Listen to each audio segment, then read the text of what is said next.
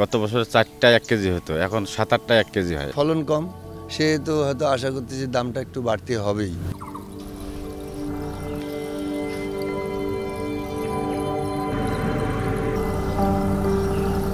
রংপুর অঞ্চলকে সমৃদ্ধির পথে এগিয়ে নেওয়া সুস্বাদু হাড়িভাঙ্গা আমের কদর এখন সারা দেশে। চলতি বছর জিআই স্বীকৃতি পেয়েছে রংপুরের এই আম। বাজারে উঠবে চলতি মাসের ৩য় সপ্তাহে। বর্তমানে বাগানগুলোতে চলছে শেষ সময়ের পরিচর্যা। মৌসুম জুড়ে এই আমের চাহিদা বেশি থাকায় দাম কিছুটা বেশি পান হাড়িভাঙ্গা আম বাগান মালিক ও ব্যবসায়ীরা। তবে এবছর বিরূপ আবহাওয়ার কারণে আমের আকার ছোট হওয়ার পাশাপাশি ফলন কম হওয়ায় দাম নিয়ে দুশ্চিন্তায় আছেন বাগান মালিকরা।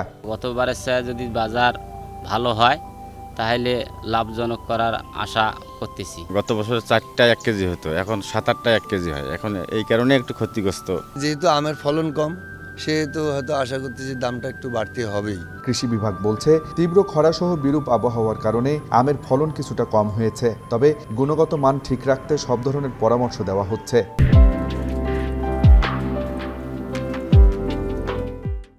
আমের গুটি কম ধরেছিল, কিন্তু পরবর্তীতে পরিচর্যা করেছে আর কি। পরিচর্যার ফলে কিন্তু আমের আকার অন্য বছরের তুলনায় ভালো হয়েছে।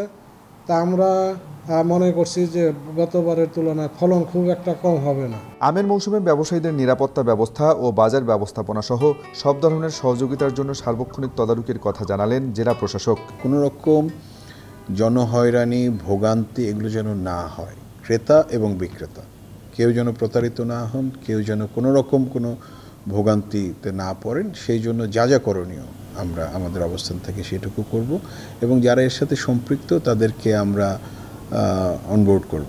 জেলার 1910 হেক্টর জমির বাগানে হাড়িভাঙ্গা আমের উৎপাদন লক্ষ্যমাত্রা ধরা হয়েছে প্রায় 30,000 মেট্রিক টন, যার বাজার মূল্য 250 থেকে 300 কোটি টাকা।